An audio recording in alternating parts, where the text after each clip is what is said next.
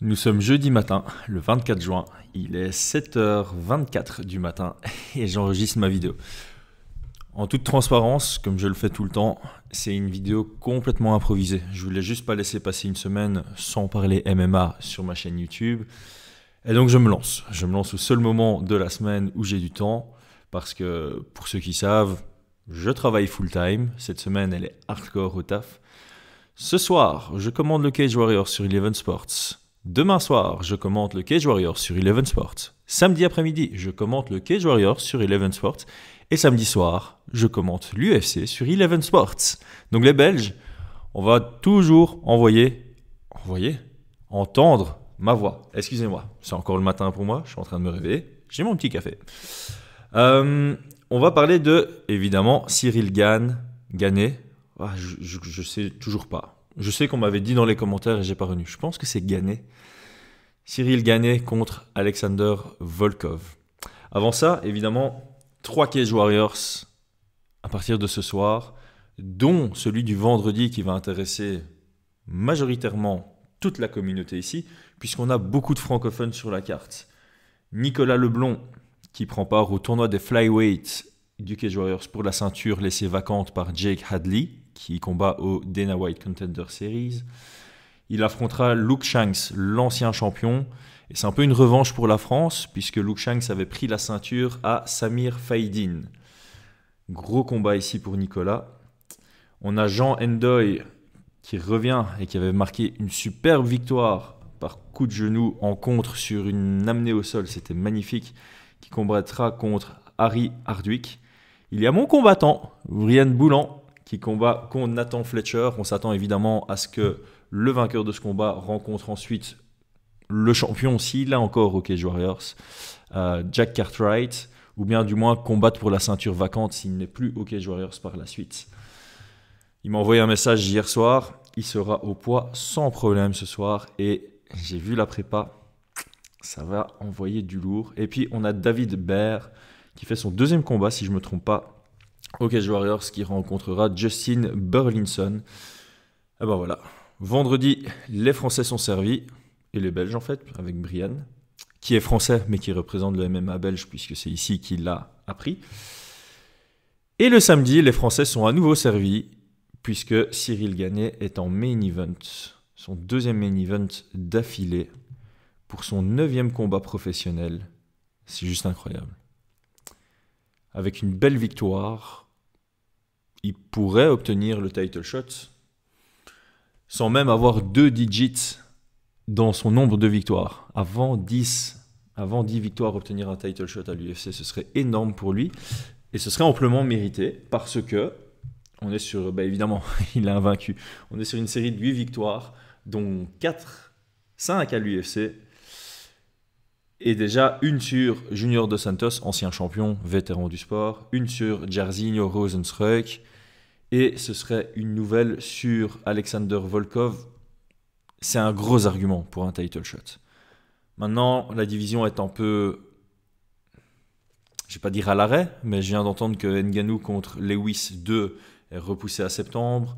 On a Stipe Miocic qui demande un title shot. On a John Jones qui est dans les parages. On a le vainqueur de ce combat. Voilà, l'UFC va devoir faire des choix, mais clairement, une victoire surtout impressionnante ici. Et quoi qu'il arrive, celui qui va gagner le combat ici, ce sera, peu importe la manière, une victoire impressionnante. Mais s'il y a un finish,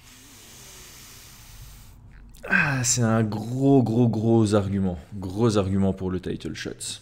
Alors, avant de commencer à analyser, j'ai vu 2 stats intéressantes.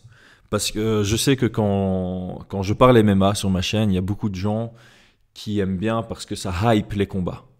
Certaines personnes ne connaissent pas trop qui est qui fait quoi, et ils disent tiens, il a donné des infos qui me donnent envie de voir le combat. Alors, où sont ces 2 statistiques? Il y en a une que j'ai ici, je vais commencer par celle-ci. En fait, c'est 2 fois la même, c'est juste expliqué différemment. Alors, il n'y a que 6 poids lourds dans l'histoire de l'UFC, dans toute l'histoire de l'UFC, avec minimum 5 combats, pour que les stats aient du sens, qui ont une moyenne au-dessus de 5 frappes qui touchent par minute. Chez les poids lourds, j'en parle assez souvent, le volume de jeu est généralement plus bas parce qu'il y a un peu plus d'appréhension. C'est-à-dire que chez les poids lourds, une frappe, une demi-frappe peut changer toute la tournure dans le combat avec une probabilité haute. Chez les flyweights, c'est moins vrai. Certes, les flyweights, certains ont le knockout power. Ça reste du MMA, une frappe peut tout changer, mais pas chaque frappe. Je vais plutôt dire ça comme ça. Il n'y a pas chaque frappe qui peut changer la tournure du combat. Chez les poids lourds, chaque frappe qui touche peut changer la tournure du combat. Et donc, il y a un peu plus d'appréhension. Et donc, généralement, il y a un peu moins de volume parce qu'il y a un peu plus de calcul, un peu plus de restreinte. Voilà, je pense que le mot restreinte, on le comprend, même s'il n'est peut-être pas français. Donc, bref, Alexander Volkov, il touche 5,35 fois par minute et Cyril 5,04. Ils sont tous les deux dans le top 6. Ah oui, et donc la deuxième stat, c'est la précision des coups envoyés à distance, donc en pied-point. Avec minimum 500 tentatives dans l'histoire de l'UFC, Alexander Volkov est maintenant premier avec une précision de 56,8%, ce qui est énorme. Il est premier dans ce classement depuis que Overeem est parti, parce que Overeem a juste une stat incroyable. Il était premier, toutes catégories confondues, avec 65,1% de précision. C'est juste abusé. Et Cyril Gane est quatrième dans ce classement avec 53,3%. Les deux combattants qui sont entre Alex Volkov et Cyril Gane sont gagnés, sont Daniel Cormier et Fabricio Werdum. Pour info, Stipe Miocic est sixième dans le classement. Voilà. Qu'est-ce que ça nous indique? C'est qu'on a deux poids lourds qui envoient du volume. Donc on aura un combat a priori actif. Je vais dire a priori parce que statistiquement, on va dire que ça supporte cette théorie qu'on aura un combat actif debout. Dans mon analyse, je vais peut-être contredire ça. Je suis en full improvisation, donc on va voir ce que mon cerveau va me faire dire. Alors, ici j'ai les stats totales du combat. Oui, donc première chose, Cyril gagne 8 victoires, 0 défaites. Volkov a 8 défaites. Il a autant de défaites que Cyril n'a de combats. Et il a 33 victoires. Il a 33 combats professionnels en MMA en plus que Cyril. C'est énorme la différence d'expérience. Ça peut jouer. Ça peut jouer, mais Cyril combat comme quelqu'un de déjà très expérimenté. Alors, Cyril, évidemment, 88% des combats se passent debout. Il n'a jamais été amené au sol. Ce qui fait que quand c'est au sol, c'est lui qui a toujours le contrôle, sauf à 0,08% du temps. Bref, Alexander Volkov, 64% debout, et lui, il se fait contrôler 30% du temps. C'est normal, c'est un très très bon striker. Il a rencontré... Mais en fait, sa stat, elle est complètement faussée par son combat contre Curtis Blades. 5 rounds contre Curtis Blades, il s'est fait amener au sol 14 fois. Et ça foire complètement sa stat parce qu'au-delà de ça, il a une bonne takedown defense. Il s'est juste bien fait surprendre dans ce combat-là. Et je ne ferai pas trop gaffe à ça. J'ai pas l'impression que ni Cyril ni Alexander va initier trop de clinch ou d'amener au sol, à moins que je manque une info. C'est potentiel, évidemment. Bon striker contre bon striker. S'il y en a un qui se sent vraiment à l'aise en lutte, il pourrait utiliser cette carte.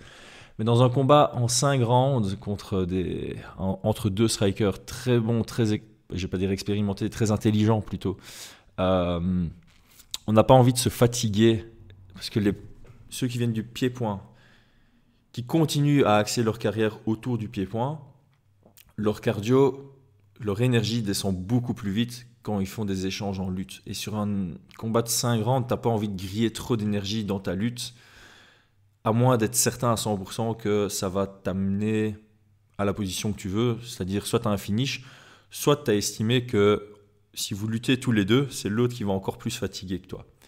Dans ce combat, j'ai l'impression que ça va être un jeu d'échecs debout. Vraiment. Alors, j'essaie de me structurer, sorry. On a un Alexander Volkov qui a... c'est incroyable comme ça.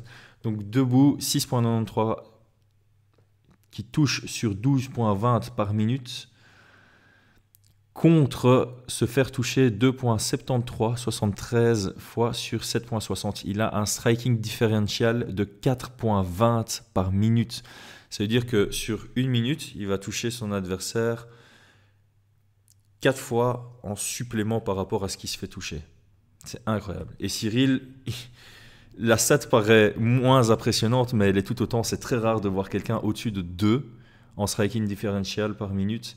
Et Cyril, il a 2,96, 2,96. C'est énorme aussi. Il se fait toucher moins de 2 fois par minute et il touche près de 5 fois par minute. C'est des sacrés stats, ça. Et donc, qu'est-ce que ça indique? Ça indique qu'à la fois, ils sont tous les deux forts offensivement et à la fois, ils sont tous les deux forts défensivement. Et là, on peut rentrer dans l'analyse. On va rentrer dans l'analyse maintenant. Juste parce que je hype toute la carte. Franchement, la carte passe peut-être inaperçue, peut-être un peu moins en France grâce à Cyril. Mais mondialement, on ne parle pas trop de cette carte, surtout que c'est celle qui précède Poirier contre McGregor 3. Mais le premier combat des prelims, c'est Yancy Medeiros contre Damir Hadzovic. Ça va être super chouette comme combat. On a Charles Rosa contre Justin James, qui est très chouette. Warlley Alves sur la carte. Putain. Rakhmonov contre Prazeres, super sympa. Kennedy Nzechukwu, il avait fait un énorme combat et puis son cardio n'avait pas tenu, contre Danilo Marquez pour finir la carte prelims. En main card, Moicano contre J. Herbert, Tim Means contre Dalby, André Fili contre Pineda, Barcelos contre Valiev, c'est que des gros combats. Co-main event ultra décevant. Par contre, Bowser contre Ovin Saint-Preux. On finit de nouveau sur heavyweight. Là, ils ont déconné. Ils ont juste déconné là-dessus. J'aurais mis Bowser contre Ovin Saint-Preux en sous-carte. Et j'aurais fait monter Rakhmonov contre Prazeres, par exemple. Bref, pas très grave. La carte est énorme. Énorme. Je kiffe. Ok, place à l'analyse. Est-ce que tout enregistre bien? Oui. Je bois un café, on fait la pub habituelle et place à l'analyse. Oh, ça fait du bien. Alors, les amis, comment analyser ça de manière improvisée? Cyril est, je vais pas dire le seul, un des rares poids lourds qui combat en termes de déplacement comme quelqu'un d'assez léger. Il se déplace beaucoup, il fait beaucoup de in and out. Je vais pas le comparer à un autre combattant, mais je vais plutôt le comparer à une vidéo que j'ai faite récemment. Celle de Gastelum contre Whittaker. Il a vraiment cette approche un peu escrime par rapport à la gestion de distance. Il bouge beaucoup avant-arrière et puis il va varier les distances qu'il couvre pour donner de pour submerger d'informations l'adversaire en termes de distance. De temps en temps, il va faire des half beats comme on dit, puis des full beats, puis des double beats et il peut feinter juste avec ses déplacements. Il peut faire croire qu'il rentre pour attaquer avec un blitz par exemple. Son adversaire va contrer dans le vent ou va désengager pour rien.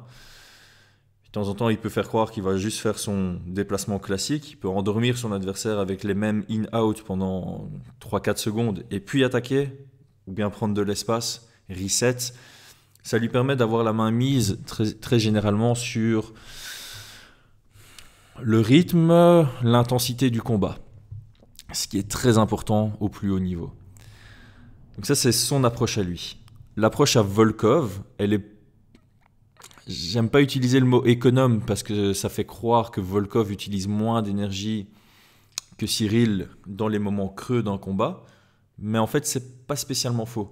Volkov est plutôt quelqu'un qui va, je vais pas dire se déplacer en fonction de son adversaire, mais il va se déplacer pour arriver à la distance à laquelle il veut être. Donc autant Cyril, il va utiliser des plus gros déplacements. Il va être en dehors du range d'attaque. Et il va rentrer soudainement dans le range d'attaque pour attaquer et puis sortir. Autant Volkov, et j'en ai déjà parlé dans une vidéo, je ne sais plus pour décrire qui, Korean Zombie, la semaine passée. Volkov, il va plutôt essayer de se déplacer petit à petit jusqu'à être dans une distance d'échange. Et c'est là où il va commencer à imposer son jeu. C'est le bon moment pour dire que voilà, j'analyse pas de séquence cette fois-ci. Sorry, vraiment pas le temps. Mais heureusement, Volkov a déjà été main event cette année contre Overeem. Donc, vous pouvez retrouver la vidéo que j'avais faite entre Overeem et Volkov. Et il y a une analyse complète de Volkov avec des séquences. C'était une vidéo de 45 minutes. Donc, pour les plus motivés, allez voir. Par contre, c'est à l'époque où je gérais pas bien le son. Donc, la qualité du son est moins bonne. Et Gane a été aussi main event contre Jairzinho Rozenstruik. J'avais fait une vidéo avant et après. Donc, il y a pas mal de contenu déjà sur ma chaîne sur ces deux combattants-là. Donc voilà, ça excuse un peu le fait que mon analyse ici est plus improvisée. Bref, j'avais dit sur Alexander Volkov que c'est quelqu'un qui est très économe dans ses déplacements. Quand il désengage juste ce qu'il faut pour éviter l'attaque de son adversaire. Il désengage jamais pour reset. Il va jamais faire 3 pas en trop vers l'arrière, ce qui arrive très souvent. Quand un combattant A envoie un direct ou une combinaison, peu importe, envoie une attaque, c'est relativement fréquent que athlète B, combattant B, recule de 3 pas, alors qu'il aurait pu reculer de 1 pas pour esquiver l'attaque et se trouver toujours à une distance où il peut reprendre le rythme, la main mise sur le rythme ou la direction du combat.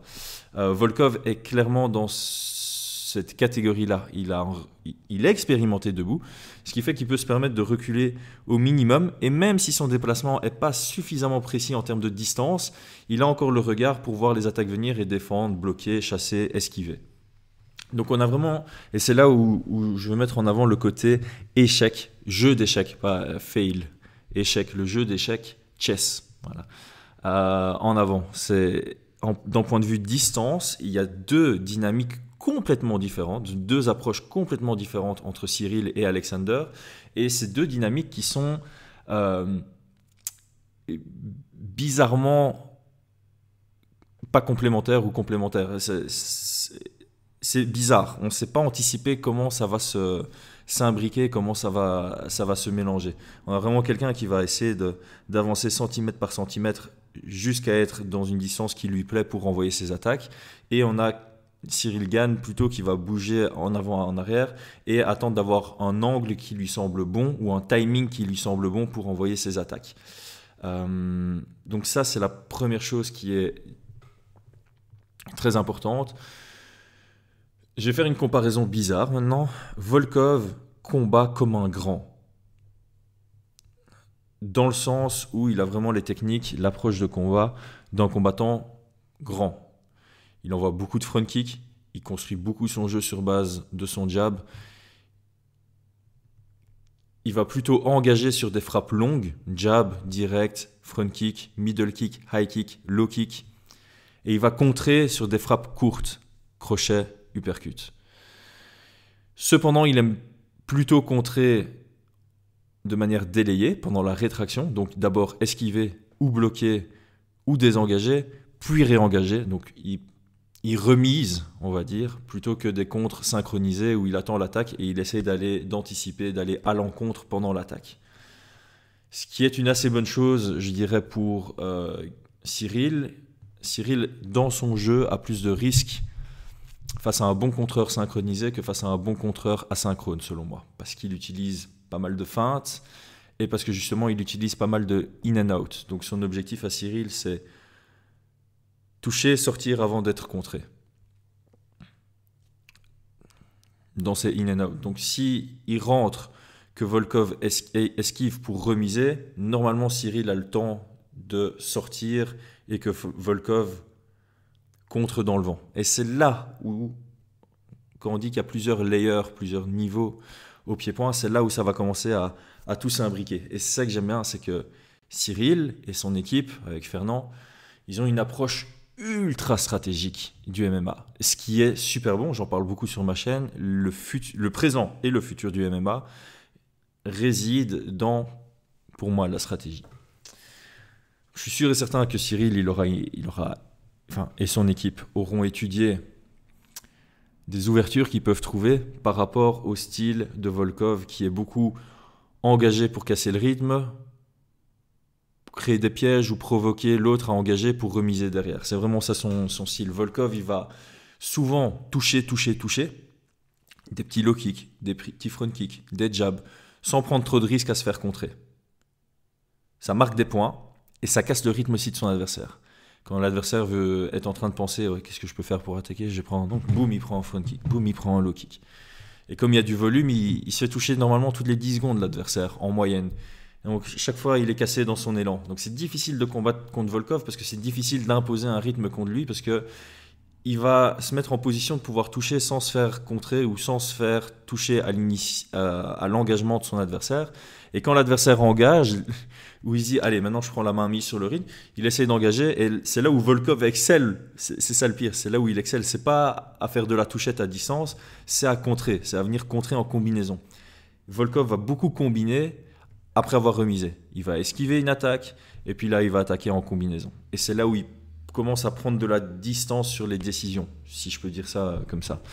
Donc on a vraiment un jeu très très très très intéressant, un jeu intellectuel très intéressant dans ce combat où l'un et l'autre vont essayer de tendre des pièges à l'adversaire. C'est vraiment ça, ça va être un jeu de pièges. Et on a un Cyril qui est très très bon pour ça. J'ai ultra confiance en le fait qu'il va pouvoir ennuyer Volkov sur le fait que Volkov pourrait avoir du mal à trouver son rythme. C'est-à-dire que les déplacements de Cyril qui sont excellents avant, arrière et latéraux, il a des bons déplacements latéraux, ça peut complètement ennuyer Volkov sur ses attaques en ligne en tout cas, sur ses jabs, sur ses front kicks. Ce qui forcerait Volkov à envoyer plus des frappes longues, circulaires, les low kicks, les middle kicks, les high kicks. Et là-dessus, Cyril a montré qu'il avait déjà des bons contres. Il a vraiment montré ça contre Jairzinho, il avait montré ça contre Junior Dos Santos. Donc, on y est. On est plus ou moins à la fin de mon analyse. J'espère que tout est assez clair. D'un point de vue stratégie, Volkov, je vais commencer par Volkov parce que c'est, je ne vais pas dire le plus simple, mais d'un point de vue théorique, on sait ce qui est écrit. L'appliquer, c'est différent. Je bois un peu. On va partir simple. J'ai décrit Cyril comme un combattant à mouvement. On va ultra simplifier. On va dire que la zone de confort de Cyril, c'est quand il a le contrôle sur ses déplacements, sur ses mouvements.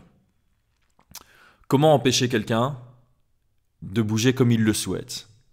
Il n'y a pas 1000 options. Il y a des options, il n'y en a pas 1000. Comme je dis, j'improvise, j'aurais mieux fait de faire des notes, mais de manière improvisée, les grands classiques.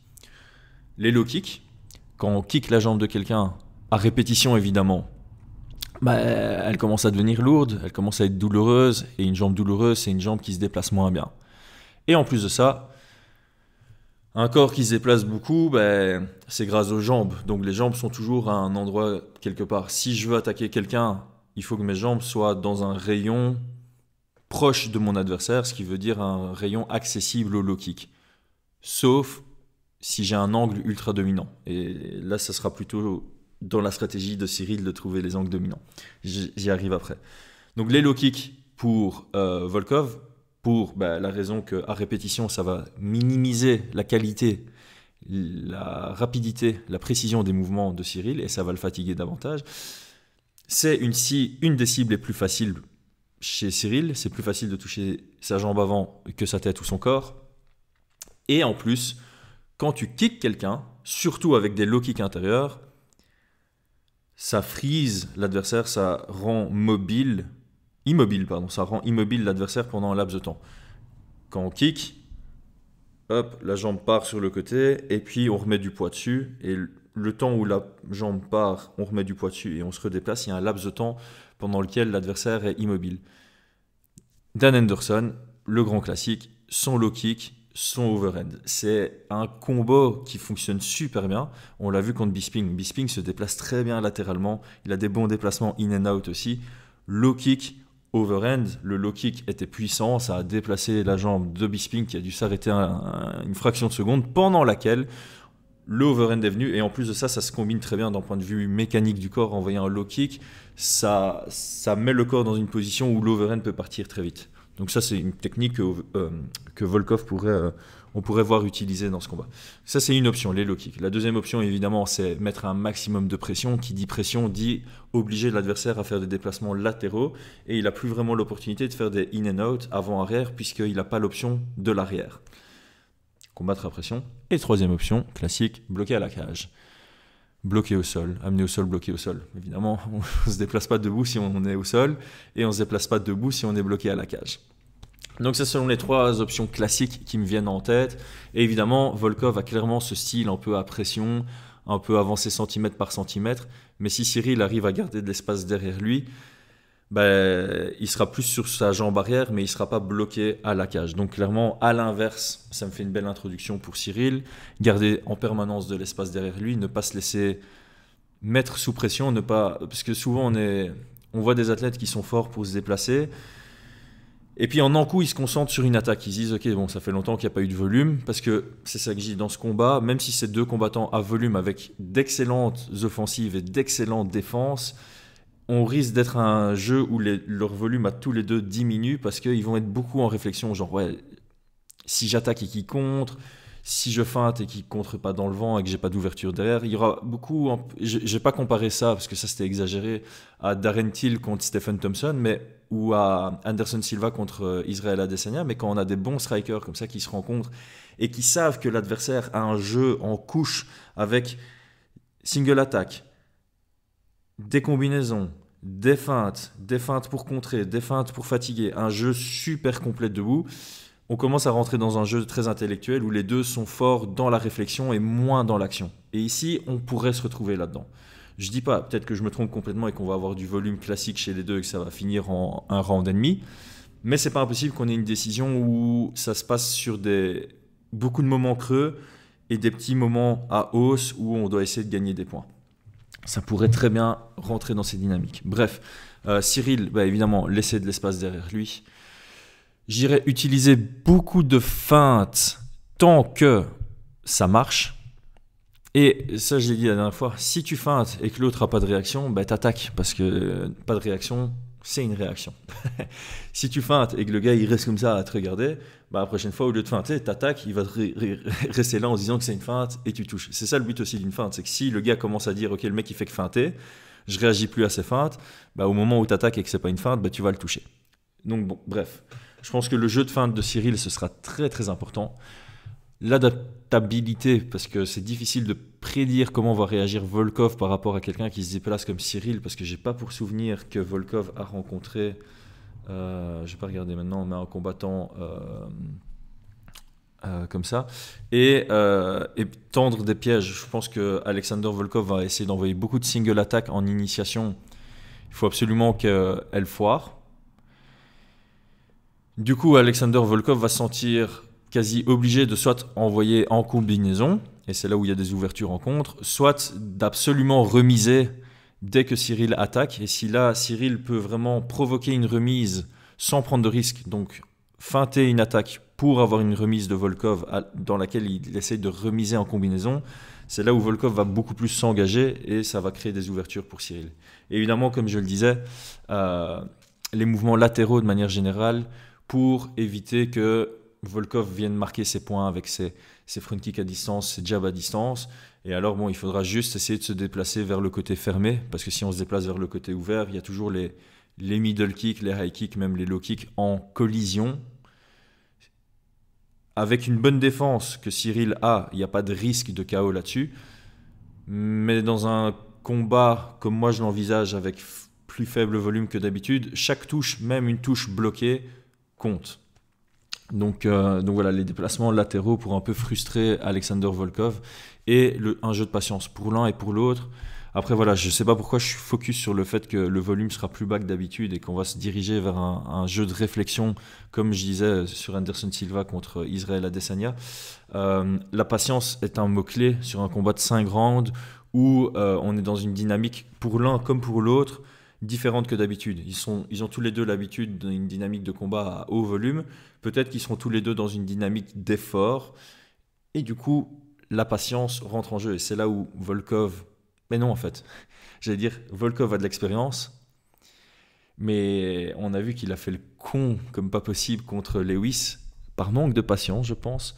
Et donc voilà, c'est un indicateur pour Cyril de jouer sur la patience. Et Cyril, par contre, a montré un jeu de patience contre Jairzinho qui était incroyable. Et je vais le rappeler, parce que je l'avais dit, son combat contre Jairzinho, c'est un masterclass. Il y a plein de gens qui ont dit ennuyeux. Tactiquement parfait. techniquement parfait. C'était un très beau combat. Alors, il n'y a pas de finish, c'est en 5 rounds, c'est chez les poids lourds, on veut des finishes. Mais tactiquement, techniquement parfait de Cyril Gane. Il a montré justement une belle patience, une belle stratégie, technicité nickel. Il est là où il mérite d'être. Et face à lui, il a un gros challenge cette fois-ci. Je pense que Fernand l'avait dit dans une interview que Volkov était le plus gros challenge ou un des plus gros challenges chez les poids lourds pour Cyril. Pas pour tout le monde évidemment, mais pour Cyril d'un point de vue style. Et je ne vais pas dire que je suis d'accord sur la phrase le plus gros challenge, mais clairement c'est un gros challenge pour Cyril. Vraiment. Beau combat. J'espère que la vidéo vous a plu. Comme d'habitude, on s'abonne si ce n'est pas fait, on like, on commente, on donne son prono, etc. On partage. Je vais vous laisser parce que je dois filer au boulot. Une bonne journée à tous, une bonne trilogie du Cage Warriors à tous. Un bel UFC à tous. Merci, bonsoir, bonne nuit. C'était Chris Gunnight.